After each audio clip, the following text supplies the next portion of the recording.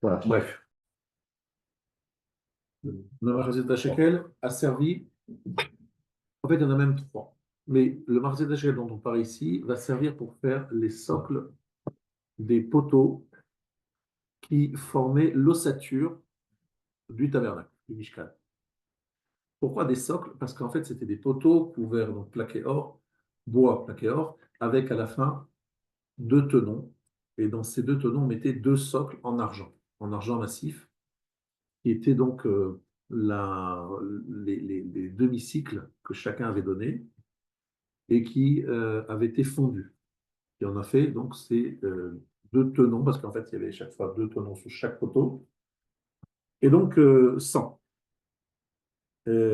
Grâce à ces Marzit Shekel. Bien. Marzit Shekel, c'est en fait aussi un don que l'on fait pour acheter les sacrifices. Pourquoi on le fait aujourd'hui? On en parle aujourd'hui. Le Mishkan n'est plus d'actualité. Et même s'il y a un Beth Amikdash qui est reconstruit, on ne va pas donner un demi-cycle pour le reconstruire. Donc, pourquoi est-ce qu'on parle aujourd'hui du Marzit Shekel? Parce que c'est toujours d'actualité. Pourquoi? Parce que Marzit Shekel, c'est aussi ce qu'on achète, on utilise pour acheter les sacrifices de l'année. Je vous rappelle, tous les jours, un sacrifice le matin, un agneau, tamid, un agneau l'après-midi, et le moussaf, Shabbat et jour de fête. Ce doit être des sacrifices communautaires. Donc, si quelqu'un arrive avec un gros chéquier et dit, écoutez-moi, j'offre toute l'année, 2 ans, 3 ans d'avance, je sors un gros chèque. Eh bien, on lui dit, monsieur, vous rentrez chez vous. Mais je paye pour tout le monde. Non, non, non, non. Le but ici, c'est que tout le monde ait une part dans les sacrifices. C'est des korban tzibour. Ce n'est pas un sacrifice de monsieur un tel. C'est le sacrifice de la communauté. Mitzvah collective. Alors, comment est-ce qu'on peut être tous associés à cette mitzvah? En donnant chacun sa part. En plus, personne n'est orgueilleux d'en retirer la moindre fierté. Tout le monde donne la même chose. Franchement, le riche, évidemment, lui, il sent qu'on lui demande bon, un petit quelque chose. Il se dit, bon, je le donne, mais j'ai un peu l'impression de donner rien du tout. Le pauvre, ça lui demande un effort. Mais finalement, tout le monde est à la même enseigne. Et tout le monde participe à l'achat des sacrifices de l'année, sacrifices communautaires. Donc, c'est le Korban Tamid tous les jours et le Moussa. Vous savez combien ça fait de sacrifices par semaine? Semaine classique, normale, pas la Rosh Chodesh comme ce sera le cas demain et après-demain. 3 par jour, 5, 15. Non, deux fois 4. Il y en a 2 par jour. 2 par jour. 2 fois 7. 7, 14, 15. Non, pas 7, Et c'est pas Shabbat. le Moussaf du Shabbat, c'est combien? Shnek Vassim, Peneshanat Mimim. C'est 2 agneaux en plus. Ça veut dire qu'il y aura le Shabbat 2 en plus. La semaine 2, 7 fois 2, 14. Plus 2, ça fait 16.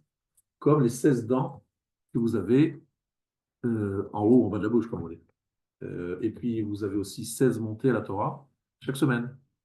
Puisque vous avez lundi 3, jeudi 3, Mincha de Shabbat 3. Vous savez combien? 9. Et vous avez combien Shabbat matin? 7. 16. Après, il y a le maftir, mais c'est un plus. En fait, l'obligation de Ezra, c'est 7 montées Shabbat.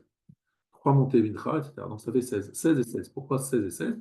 Comme les deux groupes de dents que vous avez, qui nous rappellent qu'en fait, un juif, il a besoin de la avoda, le service divin représenté par les 16 sacrifices hebdomadaires, plus les 16 montées à la Torah, son lien avec la Torah. Donc en fait, c'est ces deux éléments qui lui permettent de mâcher, c'est-à-dire de quelque part de créer un lien avec Akadosh Baruch Hu et de créer, on va expliquer ça plus tard si vous voulez, et c'est la symbolique de chaîne de la dent qui au rachat, l'enfant qui est rachat, mécréant, on lui agace les dents parce que lui, il n'a pas compris l'importance justement de savoir utiliser les dents, c'est-à-dire de savoir que pour intégrer la spiritualité, il faut y aller lentement, doucement, à travers un lien avec la Torah qui est graduel, qui est dispersé dans le temps, lien avec le service divin comme les corbanotes, et puis les deux ensemble, ça crée une liaison avec Hachem. Bon, je ne suis pas en train de commenter la Gada Pessah, c'est pas le sujet de ce soir, c'était juste une aparté. Donc, Zé Itenu, un demi-shekel, ils donneront un demi-cycle. Là, ici, ce demi-cycle va servir pour les socles du Mishkan. Mais celui dont on va parler Shabbat, ce sera le demi-cycle pour pour acheter avec les sacrifices. Mais il y a un élément très important. C'est écrit le chaper al nafshotechem. C'est pour faire pardon, expiation sur vos âmes. Alors là, on parle d'un autre sujet, et c'est d'une autre problématique qui est aussi associée à notre paracha de Kitita. Kitita, je vous rappelle, c'est la paracha de Shkalim. Ce n'est pas notre paracha de la semaine, mais on va le lire aussi. Kitissa et rosh bnei Israël ifkudehem, venatnu ish kofer nafsho l'Adonai bifkodotam, velo yivahem negev bifkodotam. Quand tu feras le relevé des enfants d'Israël selon leur nombre. Donc il s'agit de quoi là? Il s'agit de compter. Le recensement, très bien, c'est le mot exact. Le recensement ne se fait pas en comptant chacun, mais en comptant les demi-cycles. On n'a pas le droit de compter les juifs. On a le droit de compter les demi-cycles que chaque juif va apporter et qui en plus l'echaper, c'est ça qui kofer nafsho. On parle de kofer nafsho, donc une sorte de rachat, mais on ne comprend pas trop bien un pardon pour son âme. Kofer nafsho de quoi? Mais il va pardonner quoi? Qu'est-ce qui est le problème? Où il a fait une faute, encore une fois, et le pauvre, il n'a rien fait. Rachid nous dit, Shelot tinagfu aledei haminyan, pour que vous ne soyez pas frappés, qu'on n'ait pas une magéfa, une sorte de maladie et d'épidémie, à cause du compte. Parce qu'on voit qu'à l'époque de David, on a compté les Juifs, il y a eu une épidémie et beaucoup de morts. On n'a pas le droit de compter les Juifs. Il faut compter les demi-cycles. D'accord? Le chaper anafshotechem, donc c'est pour en fait éviter une faute qui serait celle de lui de compter. Mais le Rav Chaim HaKadosh, ce n'est pas du tout ce qu'il va expliquer. Ça, c'est Rashi. Rav Chaim HaKadosh, il dit autre chose. Ukvar katavnu bekama mekomot. Nous avons écrit dans plusieurs endroits ki shrinato itbarach shi bechinat kise kvodo itbarach aledei maase bnei Israël yesovevu afrada. Veomro vefi shelem shulcha imechem gam omro venirgan mafrid aluf aledei maase haegel shu keneged kol haTorah kola yesovevu afrada dashrina beshorshei bechinat kol nishmot Israël. C'est pas facile. Les termes utilisés sont faciles à traduire, mais le sens kabbalistique n'est pas facile à appréhender.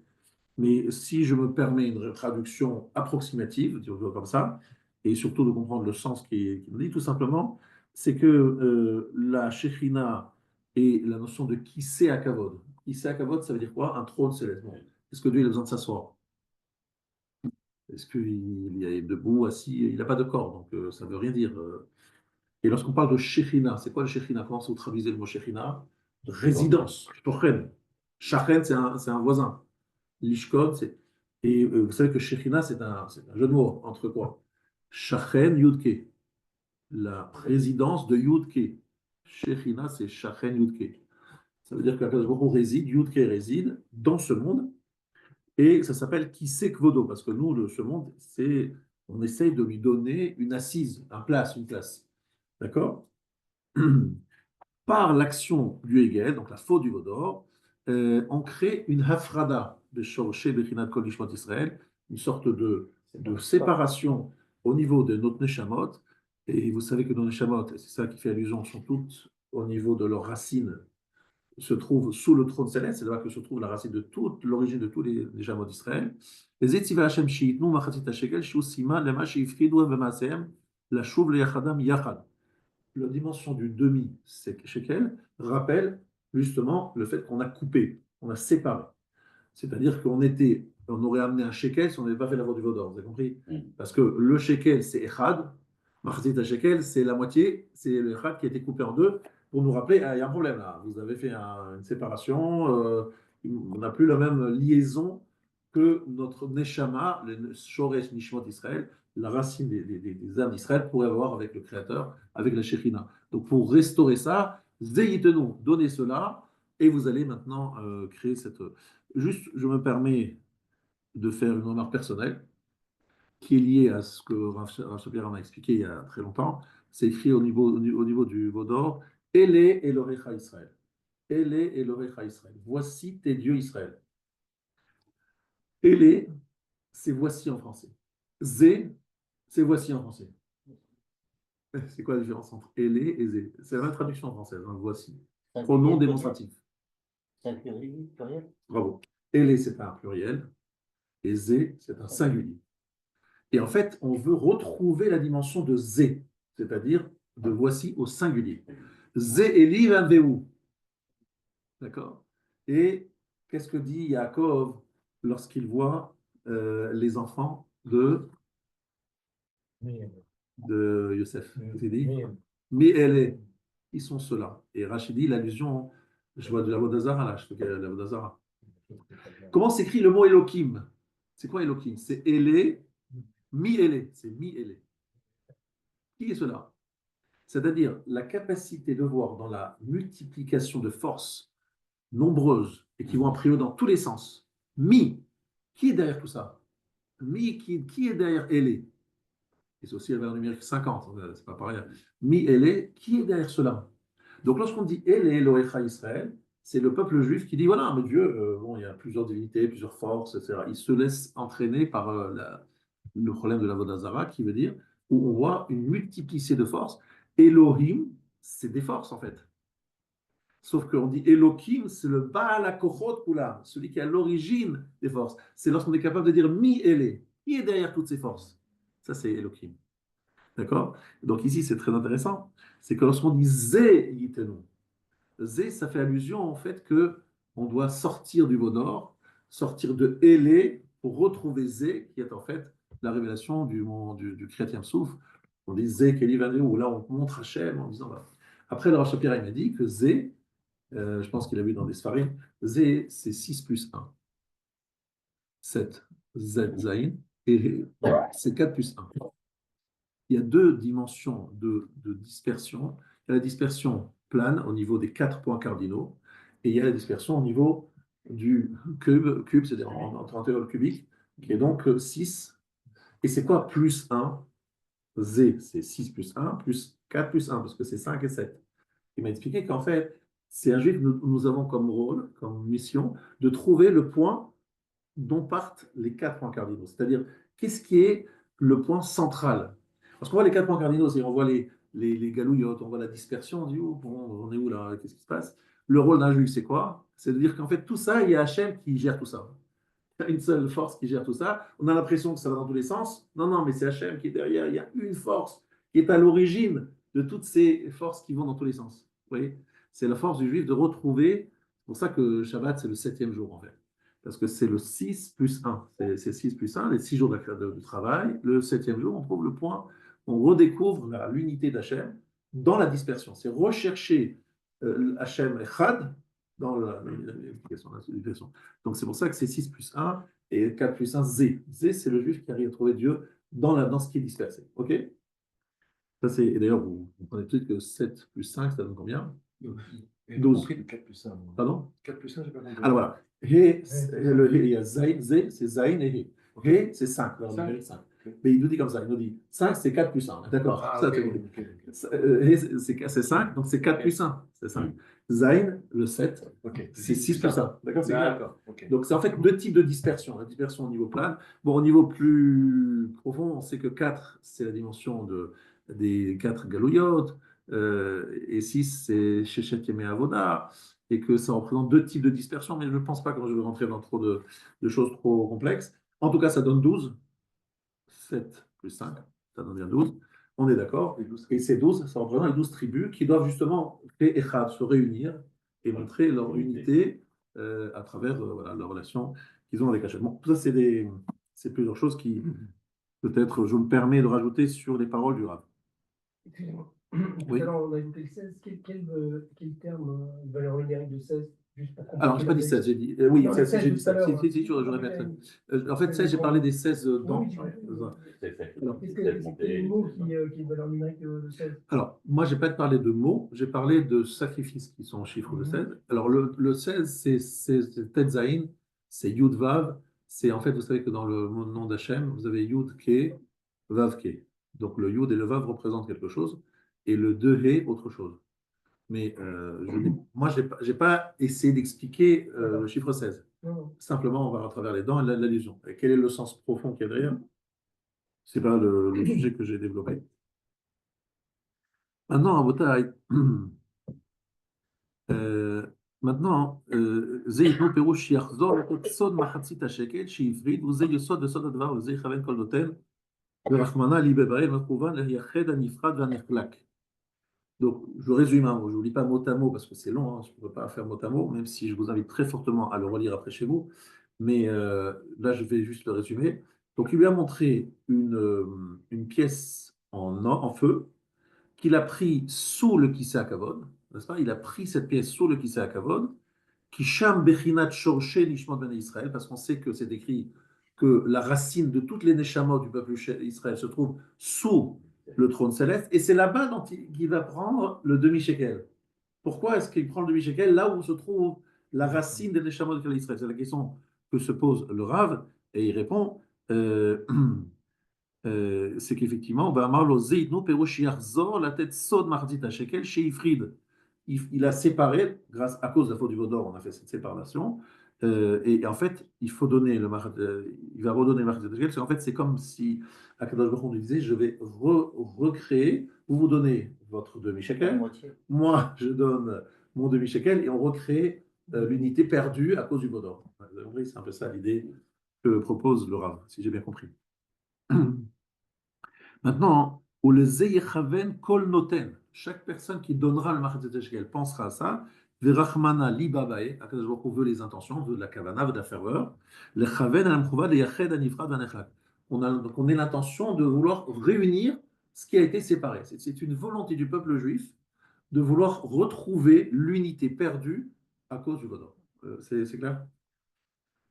Et je vous rappelle, cette unité était perdue parce qu'on a créé une séparation entre les Neshamot, le Shoresh Nishmot d'Israël et nous-mêmes. Maintenant, je vais essayer de sauter juste quelques lignes et je vais maintenant passer à quelque chose d'un petit peu plus, on va aller de plus en plus vers des choses plus délicates, on va dire comme ça. Derech Remez.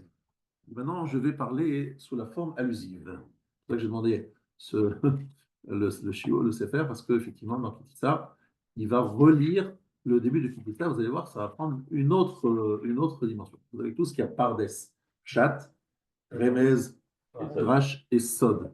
Et là, on va passer au Remez. Remez, c'est-à-dire le côté d'allusion, l'allusion, le côté allusif. Alors, Ba'akatouv le galot nistarot lachem. Le verset il va lui révéler des choses cachées. Hacha yase beolamo d'avoir shekol roe itma. Alors, moi, c'est incroyable, je trouvais ça comme une sorte de hashgacha pratique que Hachem me mette devant ce texte. Si vous saviez comment je préparais mon cours, vous sauriez que c'est vraiment bizarre que j'ai tombé dessus, mais c'est pas grave. Hacha yase beolamo d'avoir shekol roe itma behilakach ish tzadik yashar kodem zmano. Les gens se posent des questions en disant, mais pourquoi un tzadik est parti si jeune, bien avant son temps. Je crois même que le Rachaim Akadosh lui-même, si je ne me trompe pas, c'est 40 et quelques années, 41 ans. 41 ans, voilà, je me rappelle, c'est 41, 42. C'est un peu jeune. Le Ramchal, il avait moins de 40 ans. Le Harizal, moins de 40 ans. Donc, ça peut s'appliquer sur l'idée-là. Kol roit ma beilakach ish tzadik yashar kodem zmano yechetsu yamav. Il a la moitié de sa vie, il part très jeune. C'est quelque chose qui peut-être serait compréhensible pour des gens qui ont fait des grosses fautes, qui sont des gens, des voyous. Mais comment prendre un tzaddik si jeune? Euh, Alors, deux possibilités de réaction. O yakrish, asher tzadikim ki en tov yamal eloki. Bon, quelqu'un dit, bon, ça veut dire qu'en fait, ça sert à rien. La religion, les tzadikim, les efforts. Regardez, il est parti si jeune. C'est vraiment tout ça, c'est des victoires. Bref, en d'autres mots, la rébellion. La rébellion contre ça, deux premières réactions possibles. O yachshov kizeh ish kematzmano eno keniglemenu veurach cheskato le tov. Donc, il est possible de se dire, mais peut-être que cet homme, il cache des choses et qu'on a l'impression que c'est un tzaddik et qu'il ne l'est pas. Mais il y a une autre option. Et on va voir cette option. Écoutez bien. Kitissa, Daber Adonai et Moshe Lemor. Kitissa et Rosh Bnei Israël. Regardez la lecture. Lorsque, alors Tissa, on a traduit comment? Quand tu feras le relevé des enfants d'Israël. Mais lorsque tu regardes Kitissa et Rosh, ça peut se traduire autrement. Pérouche, Imtiré chez Istalek Rosh Bnei Israël. Si tu vois que disparaîtra le chef des Bnei Israël, c'est-à-dire un tzaddik.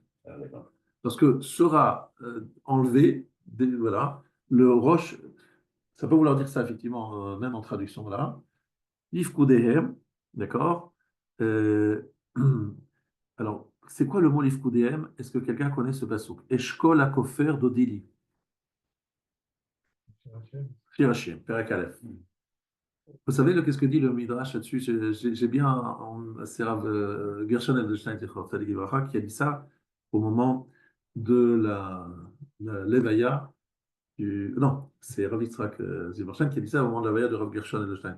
Eshkol Akofer Dodili, Ish Shehakol Bo. Eshkol. Ish Kol, celui qui a tout en lui. C'est-à-dire qu'il a toutes les qualités, toutes les connaissances. Kofer, parce que Hakofer, Ish Eshkol Hakofer, Kofer Nafsham chez Israël. Il est l'expiation du peuple juif. Ou Lifkudem Nashon Chisaron, c'est-à-dire le manque. Satrisron Israël chez Nitraïvou. En fait, Pikudem, c'est Nashon Chisaron. Il y a un manque, il y a un problème. C'est le peuple juif a des défauts, a un manquement. Alors, qu'est-ce que fait cet homme? Eh bien, Venatno Ish Kofer Nafsho. Il vient pour faire expiation pour les fautes du peuple d'Israël. Donc, ils sont. Il s'en va pour être capara, un peu comme un sacrifice. On va voir justement, qu'est-ce que l'intérêt, on va voir tout de suite. Un inotel et rocham, je prends leur tête, leur chef, Ba'adam, donc pour eux, le kofer nafsham, pour expier leur faute, donc chez Yamutu kol Israël, pour que tout Israël ne soit pas obligé de mourir. Je prends la tête à la place de prendre tout le peuple. Kol haover ala pekudim, kol haover ala mitzvot, כלומר, כי תם החיסרון ולצד עוברם על מצוות השם, מעתה לא יחשוב אדם רע, הלא על המסלק למעבלו המסתלק כי נסתרו מבלי יגון. Alors, ici, en fait, kol haover ala pekudim, kol haover ala mitzvot, ou celui qui transgresse les mitzvot, haover ala pekudim, celui qui transgresse les mitzvot, eh bien, on va dire que c'est parce que, voilà, on a transgressé les mitzvot, etc. Non, ce n'est pas parce que cet homme est fautif, c'est pas que cet homme a fait des fautes, c'est pas qu'il cache. On a l'impression qu'il cache en fait un côté sombre. C'est pas ça. C'est qu'en fait, Akadosh Baruch Hu a décidé de prendre Roche Béné Israël, Livkoudéhem, à cause de leur faute, à cause de leur manque. Peut-être non, Ish Kofer Nafshul Hashem. Maintenant, attention. L'Omer Hashem, qui est le tzad shador ou agorem ilakach hatzadik, puisque c'est la génération qui est responsable de la disparition de ce tzaddik. Tsarich, la tête, Kol Ish Israël, Kofer Nefesh Hatzadik Shemet Baado. Chaque juif a un devoir de donner quelque chose pour montrer qu'il comprend que cet homme est parti à ma place, donc je dois prendre un certain message, je dois entendre le message. C'est quoi notre nom Ish Kofer Nefsho Chez la Mistalek. Littéralement, on doit expier notre faute à nous. À cause de nous, il est parti. Donc on a une responsabilité sur son départ. Donc, qu'est-ce que tu fais pour te faire pardonner de la disparition de cette tête que nous n'avons pas mérité de garder? Il n'est pas prendre sur toi de faire quelque chose de plus grand. Ah, voilà. Et il nous dit, alors il dit que c'est autre chose. Anisharim shiagishu biptirat hatzadik, les gens qui restent doivent ressentir que la disparition du tzaddik, chez Nilkad bishritotam, qui a été pris à cause de nos fautes, vechol echad yeskil ki chayav mita la shamaim, chacun doit ressentir qu'il aurait dû chayav mita, veitaken ma'asav, il doit faire tchouva, il doit réparer ses actes. Kofer nafsho, c'est qu'il doit trouver un chemin de teshuva qui lui est personnel, c'est pas quelque chose qui, chacun c'est différent, mais il doit ressentir que comme le tzaddik est parti à cause de moi, donc quelque part je dois prendre conscience que quelque part je dois faire quelque chose, parce que c'est le message, il est destiné à moi. Le message, il m'est destiné à moi, il n'est pas destiné à quelqu'un d'autre. Donc, s'il est destiné à moi, effectivement, je dois en prendre conscience. Maintenant, il faut, comme il dit, Bifkodotam, Perush lo yacharu netinat kofer. Il ne faut pas tarder. Et la verset dans Yeshaya, chapitre 57, Mipne hara'a ne'esaf hatzadik. À cause de cette mauvaise chose, le tzaddik est parti. Maintenant, on va aller encore plus loin. Ça veut dire qu'en fait, si les gens ne prennent pas conscience, vous avez compris que là, Hachem, il risque de se dire, bon, moi j'ai essayé une première chose, j'aurais dit, voilà, je n'ai pas envie de vous toucher, vous, je prends le de la tête. Mais est-ce que vous réagissez? Si vous vous dites, bon, allez, on passe à autre chose, Ça veut dire que j'ai pas eu le message n'est pas passé. Moi, j'ai pris le tzaddik pour que vous soyez choqués, que vous soyez ébranlés, que vous vous remettiez en question. Mais s'il n'y a rien qui se passe, et il nous dit le Rav, Shim lo yasu kaniskar, ils ne font pas ce qu'il faut faire. Natnu ish kofer nafsho l'Hashem bifkodotam, velo yebaem negef bifkodotam. Attention qu'il n'y ait pas de negev, c'est-à-dire magefa, une épidémie, bifkodotam, lorsqu'on leur enlèvera le tzaddik. On leur a donné un message. Est-ce que vous écoutez le message? Attention, hein, parce que sinon, ça vaut que des chers. Voilà ce qu'il nous dit. Ça ne rejoint pas l'explication que vous avez donnée un jour sur la prière qu'on fait pour le Rosh Chodesh, où il y a la prière. Razak, bravo, bravo, vous n'avez pas oublié. Mm. Avant Rosh Chodesh, on fait ce qu'on appelle la bénédiction du mois. Et je me rappelle que lorsqu'il y a eu le Corona, le Rav Yitzhak Yosef avait expliqué deux phrases. Il y a deux phrases qu'on dit l'une après l'autre. Une phrase, évidemment, on demande à Hachem ouais, une tefila, ça serait bien. On demande à Kadosh Baruch Hu de nous faire. Voilà, merci. Donc on a la bracha qui précède. Yatzor HaMagefa, Voilà. On demande à Kadosh Baruch Hu d'arrêter l'épidémie. Donc c'est vraiment s'il y avait épidémie, on lui demande de ne pas décimer le rabbanim. Et voilà. Et juste après, fait en sorte de nous préserver notre tzadikim. Yiratzon, milifnei lo yashamayim. Lerachem al pleitatenu. Vela'atzor ha'magefa. Ve'amashrit. Ve'acherev v'arav. Hachem, arrête.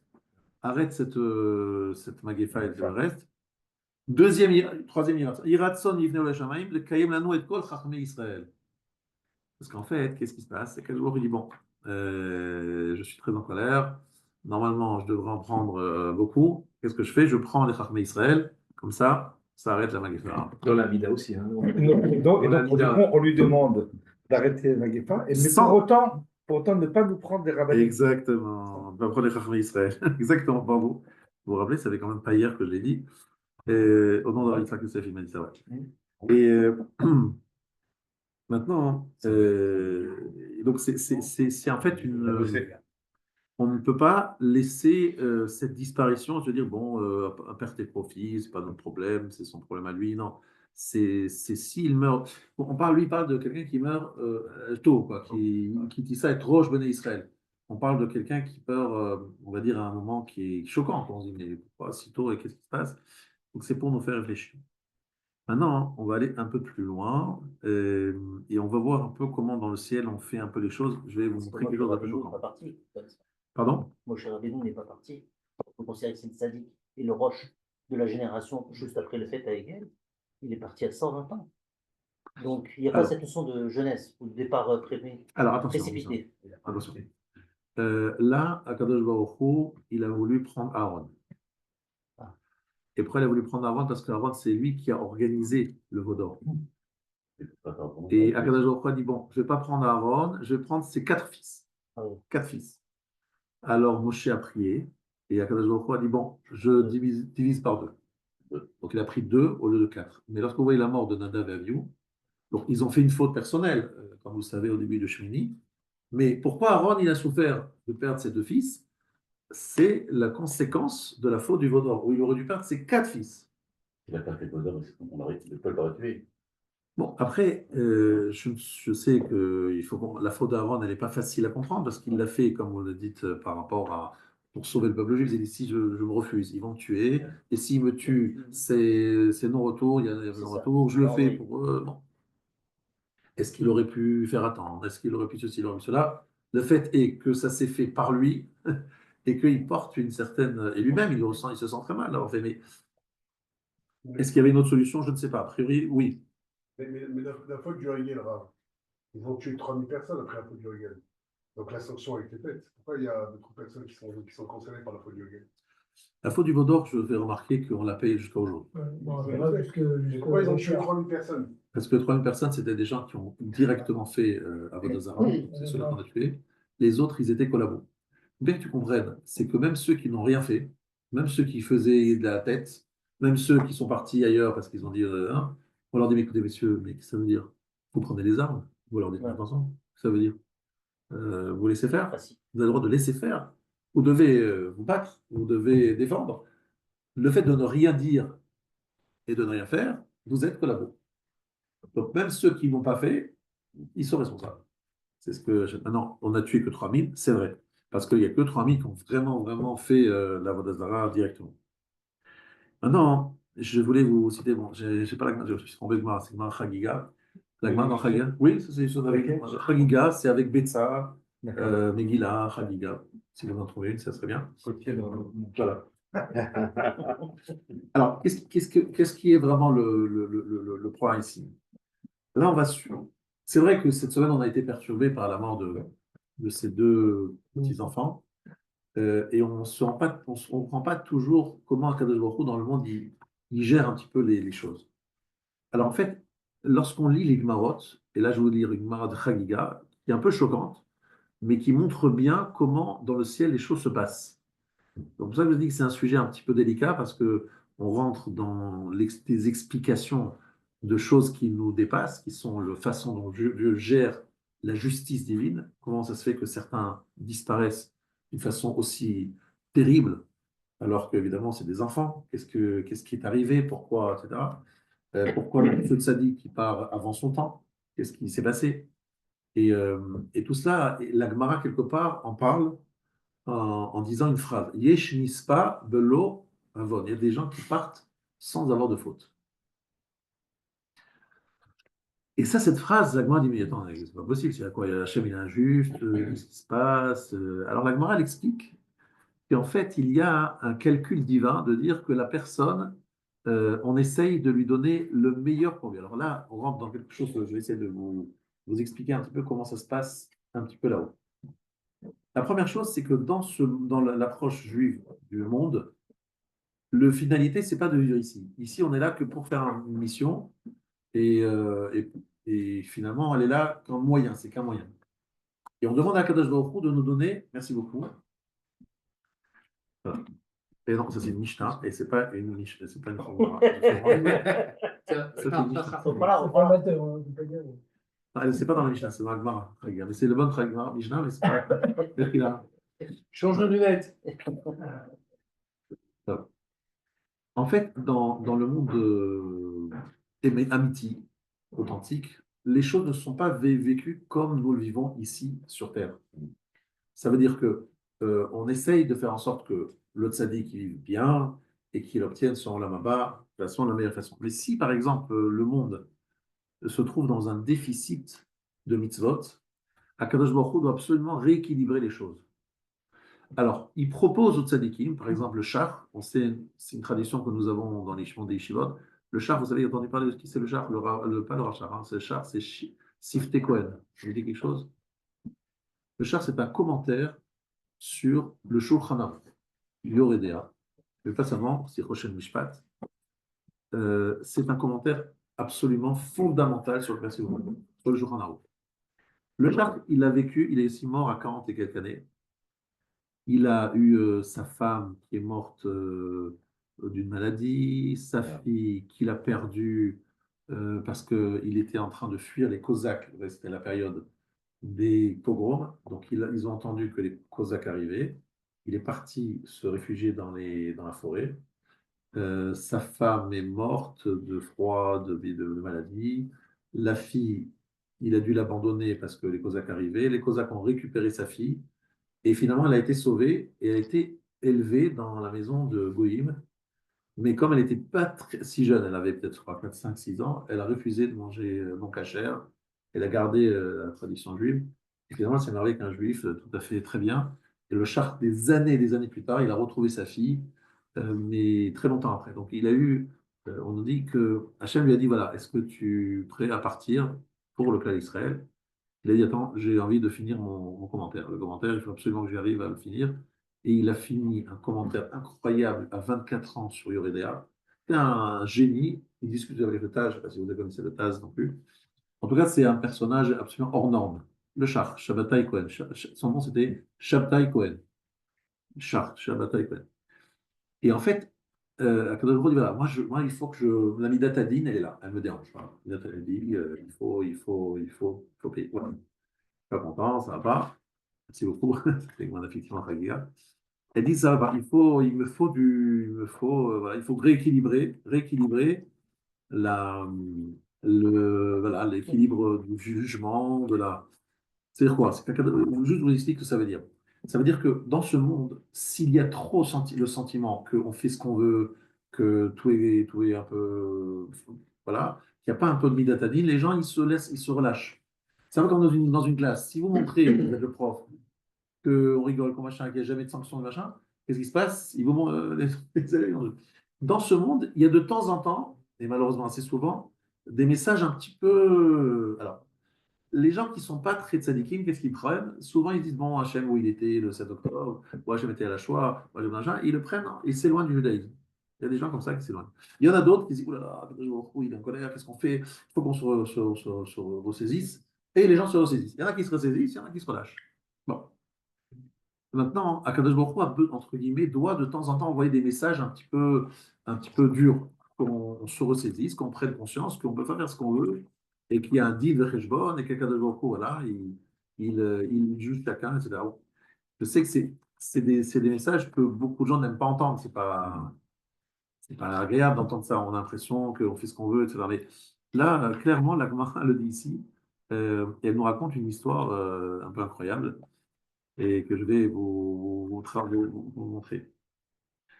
Et donc, Ça suppose que le monde a une conscience quand même, parce que, ouais, c'est ça. oui, parce que Ouais. sinon, ça encourage les rachats oui, les Charim à continuer. C'est ça le problème. C'est qu'en fait, les gens qui n'ont pas grandi et qui n'ont pas appris cela, ils trouvent ça bizarre et ça ne leur parle pas du tout. C'est vrai. Mais d'une façon générale, ce qu'on a constaté, on en parlait avec Laurent tout à l'heure, la réaction des gens face au sectotor a été de différentes sortes. Mais bizarrement, même des gens assez loin, on se rend compte qu'ils se sont rapprochés d'une certaine spiritualité. Je ne dis pas qu'ils ont fait de choses à tous, etc.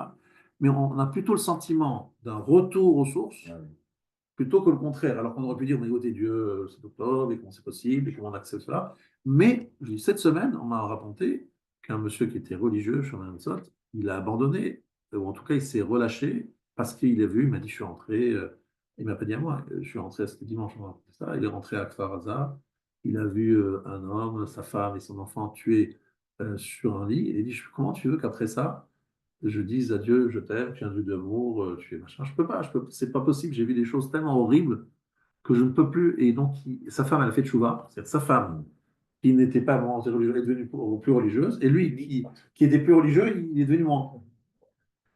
Et donc, il se retrouve. Alors, elle ne comprend plus rien. Moi, je suis avancé, toi, tu recules. Machin, et il me disait, ce monsieur, comment est-ce que je peux lui parler pour le redonner envie?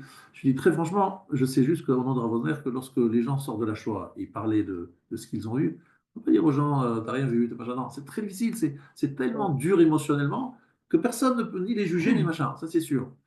Mais c'est vrai que ça crée dans le monde une dimension de Midatadine, et d'après notre tradition, s'il y a dans le monde une certaine crainte, peur, une certaine Midatadine, en tout cas un petit peu, doit être, il faut qu'il y en ait un peu. Et ça, c'est le secret de la colère que Bilam perçoit chez Hachem. Chaque jour, Akadosh Baruch Hu se met en colère un petit instant. Mais vraiment, ça veut dire quoi qu'Hachem se met en colère tous les jours un petit instant? Et pendant toute la période où Bilam cherchait à capter la colère divine, il n'y a rien eu. Qu'est-ce qui s'est passé? Akadosh Baruch Hu ne s'est pas mis en colère. Suite à ça, j'aime bien ce devoir Torah, j'ai répété, je sais pas, c'est moins de fois.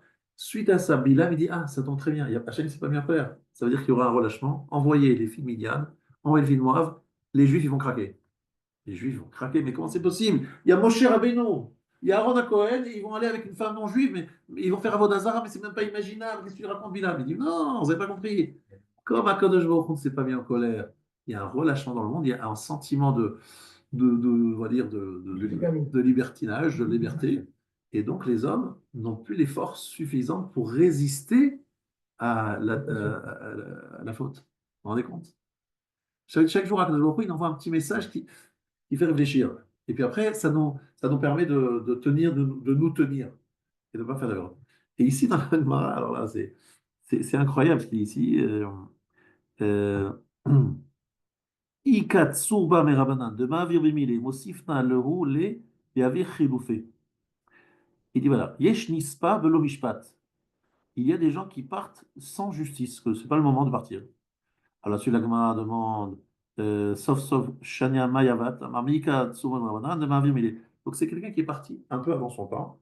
Donc, la Gemara dit, mais il peut dire plus tard, mais moi, j'ai pas eu le temps de faire toutes les mitzvot. Il faut me payer.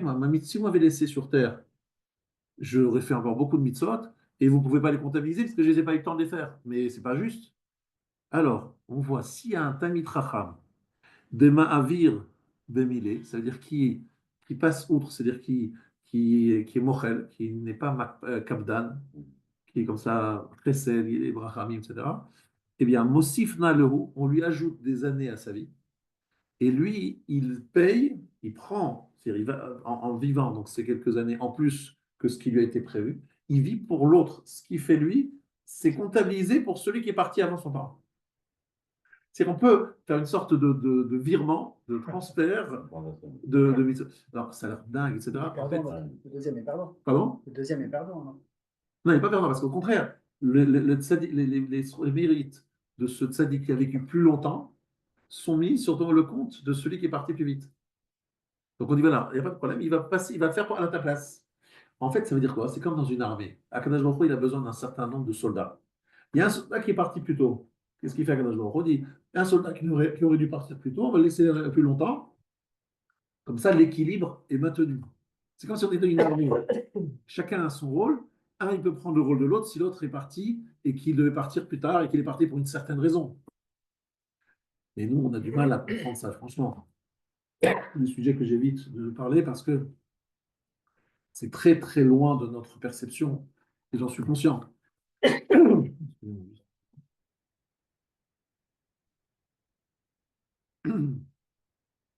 En tout cas, je continue ce que dit ici le Or HaChaim Akadosh. non, pas du tout. Le Umasher Aru, vous entendez ou pas?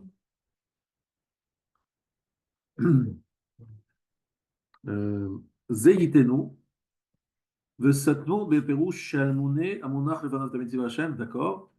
Non, excusez-moi. Oui. Alors, donc, cet homme-là, il est Eshkol HaKofer d'Odidi. Mipne Hara Neisaf Hatzadik, ce que j'ai dit, voilà. Excusez-moi, j'avais du mal à retrouver la plage. ואמר בפקודות רמז כי לא יאוחר עונש אלא תקף לפקידה וכן תמצא שיכולת שיסתלק הצדיק הבא אחריו היא סמוכה לפטירתו. Donc Akadosh Baruch Hu nous dit, vous allez donner ceci. Mao pofer nefesh et ksiva la tête, amar zeitnu lechaven el sefer haTorah dirtiv lo yadmu sefer haTorah ze mipicha. Donc là, à l'époque où on a parlé zeitnu, c'était le machazit hashegel. Mais ici, le Or HaChaim Akadosh nous dit que le mot zé est utilisé aussi dans Yehoshua chapitre 1. Lo yamul sefer haTorah hazé mipicha. Alors, ce sefer Torah ne quittera pas ta bouche.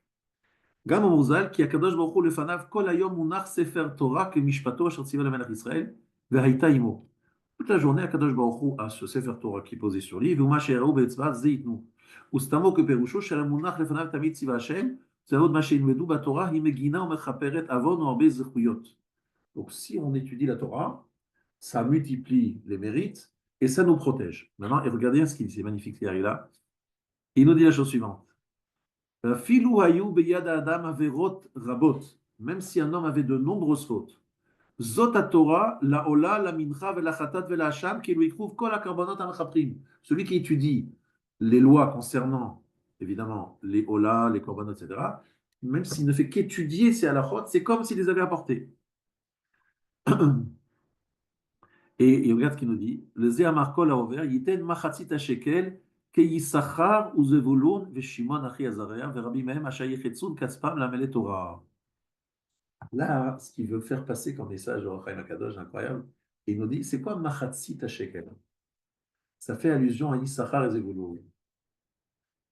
Alors, le Zé fait allusion à Sefer Torah, sur qui on les disait, on va tout de suite expliquer pourquoi. Et à part ça, il nous dit Machatzit HaShekel. Machatzit HaShekel, c'est un demi-cycle. Pourquoi un demi, pas un entier? Réponse parce qu'on a une association, Yissachar et Zebulun. Pourquoi? Il y a des gens qui ne peuvent pas étudier, des gens qui travaillent, etc. Donc, qu'est-ce qu'ils font? Ils font une association Yissachar et Zebulun. Ils donnent Machatzit HaShekel. Moi, je donne une partie, et c'est quoi l'autre partie de feu? C'est celui qui étudie, parce que la Torah est comparée au feu. Et donc, ça, c'est Yissachar et Zebulun. בשקל הקודש, פירוש בעד שקל הקודש שהוא התורה, pour le שקל הקודש qui est la Torah, או ירצה שבזה ישווה ולנותן עם ספר, בצל החוכמה ובצל הכסף. Ça veut dire que c'est exactement shakoul, il veut dire. Shekel HaKodesh Kafulaya. En fait, il y a une sorte d'équivalence avec celui qui étudie et celui qui travaille et qui soutient celui qui étudie. Eh bien, on a Mahatzita Shekel, Tourma Lachem, Akadosh Baruch Hu nous dit, tous les deux, vous aurez droit à tout le salaire, comme si vous aviez complètement étudié. Eh bien, c'est exactement la même chose. Et c'est pour ça, la notion de Mahatzita Shekel. Parce qu'en fait, Akadosh Baruch Hu a prévu que comme la Torah protège, et comme tout le monde n'a pas accès à la Torah, que ceux qui n'ont pas accès puissent partager le shekel en deux pour pouvoir justement avoir cet accès à la Torah à travers les personnes qui soutiennent. Ça, c'est le message du Rav. Et après, il nous dit Mi ben esrim shana. Pourquoi est-ce que c'est à partir de 20 ans qu'il faut donner le machatzit shekel? Parce que avant 20 ans, on n'est pas jugé. Le Bedin Shel Mana ne juge pas.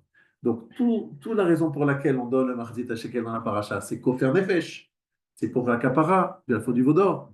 Mais comme avant 20 ans, on n'est pas concerné par les sanctions du ciel, donc parce qu'on n'est pas encore arrivé à maturité pour être vraiment sanctionné, et donc c'est pour ça qu'avant 20 ans, on ne donnait pas le machatzit shekel.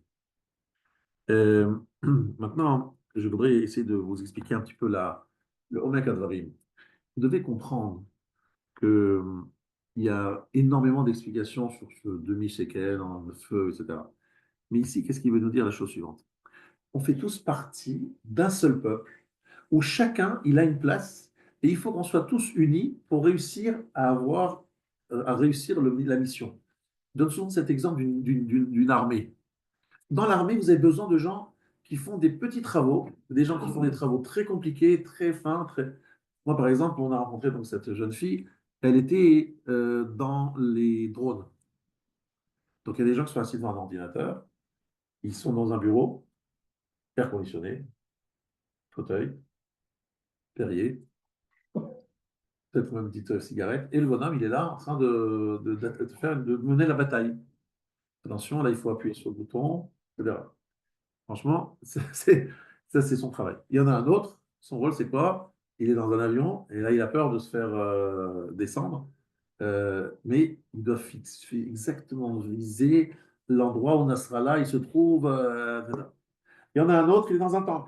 L'autre, il est dans un... On est tous d'accord que c'est l'ensemble de ces forces. Et si on travaille tous ensemble et de concert, on arrive à gagner l'ennemi, à vaincre l'ennemi. Akadosh Baruch Hu nous dit comme ça. Machatzit Shekel vient nous rappeler deux choses. La première, c'est qu'on est Ben Adam le Chavero, on est obligé de faire ensemble. La deuxième explication, c'était Issachar et Zevulun.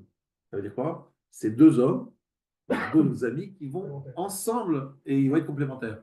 Mais il y a une deuxième explication de Machatzit Shekel, c'était les Neshamot du clan d'Israël qui ont été coupés, séparés à cause du Vaudor. Il faut qu'on retrouve le Shoresh Nishmat d'Israël. Il faut que la Shekhinah se réunissent avec les Neshamot d'Israël. Et pour cela, c'est le Machatzit Shekel qui doit faire l'expiation du Vaudor. Pourquoi? Parce que parce que le Vaudor représente un éloignement d'Hachem, et ça représente une proximité avec Hachem. Pourquoi spécialement Machatzit Shekel? Parce que c'est les korbanot, d'abord, et on a dit que les korbanot, c'est l'élément qui nous permet de nous rapprocher d'Hachem, une jeune karov, et pour autre chose aussi. C'est qu'en fait, il faut comprendre que le Machatzit Shekel, c'est dur à donner. Vous savez pourquoi c'est dur à donner?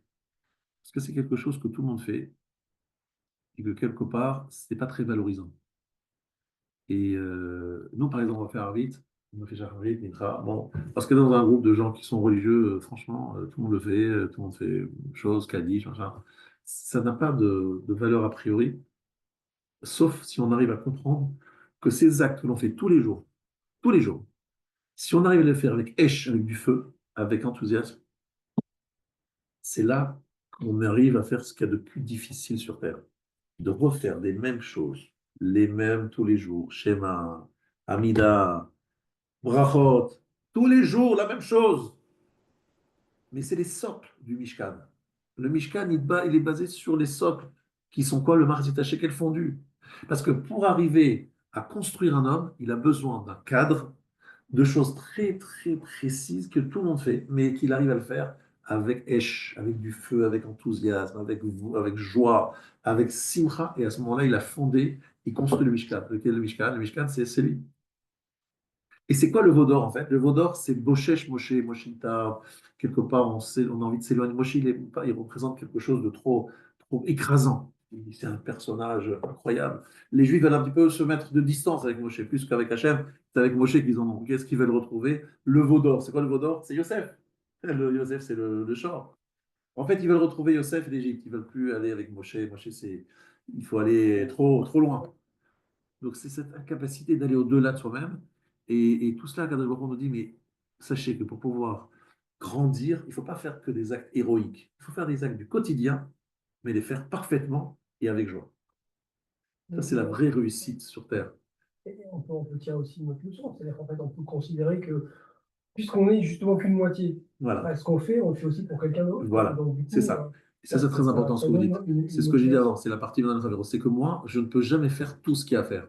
Je ne fais qu'une petite partie et j'ai besoin du travail de tous les autres. Et donc, si je suis ouvert à tout le clan Israël, j'ai un shekel entier. Si je suis perso, je suis toujours Mahatit à shekel. Je suis les moitiés et je ne suis pas du tout dans une construction. Exactement, c'est On ça n'a qu'il pas faut dire. besoin de connaître son binôme. Voilà. On n'a pas besoin de connaître son binôme. Et deuxièmement, il faut se sentir responsable de l'ensemble du niveau spirituel du peuple juif qui a besoin de capara, et sentir responsable aussi que lorsque nos têtes disparaissent, nos chefs disparaissent, c'est un message qui nous est adressé à nous. C'est ça qu'il faut bien entendre. Et ça, Rabotai, je voudrais ici vous dire la chose suivante. Cette semaine, on nous a pris, ce n'est pas des chefs, c'est des enfants, mais c'est des Neshamot Teorot. Et ces Neshamot Teorot, tout le monde, tous les juifs du monde, et pas seulement les juifs d'ailleurs, ont été très choqués, touchés par leur disparition, par leur enterrement. Et on sait comment l'enterrement, la Neshama, elle accède à des niveaux supérieurs par rapport à ce qu'elles étaient. Bon, ils sont morts il y a des mois, enfin plus qu'un mois, il y a un an et quelques. Mais lorsque le corps est enterré, il y a une certaine menoucha sur la Neshama. Et je suis certain que ces Neshamot de ces enfants, c'était des Neshamot très spéciales, pas des Neshamot classiques. Donc en fait, je me suis dit cette semaine, c'est l'occasion de nous dire qu'en fait, on demande à ces Neshamot de prier pour le clan d'Israël. Peut-être qu'elles sont les messagers du clan d'Israël, près du Kisei HaKavod, près justement de ces Neshamot, pour essayer de faire en sorte que comme elles ont réuni tout le peuple juif, elles ont fait l'unanimité, tout le monde a ressenti touché par cette disparition. Donc elles ont créé l'unité du peuple juif pour essayer de nous rappeler la notion de Machatzit HaShekel, qu'on est tous absolument liés et sans les autres, et peu importe s'ils sont à Be'eri ou s'ils sont à Niroz ou à je ne sais où, ou bien à Bnei Brak ou à Jérusalem ou à Paris ou à je ne sais où, on crée un seul bloc parce que notre combat, c'est un combat de tout le peuple juif pour amener la Rouchaniou dans le monde. Et chacun a sa part, comme une armée. Je sais pas si vous êtes d'accord. J'aimerais juste vous dire que la Séouda est offerte par Patrick Suissa, justement, les Ilou Nishmat. C'est pas les Nishmat, Sans les Nishmat, savoir. ils sont tellement hauts, c'est eux qui prient pour. Ouais.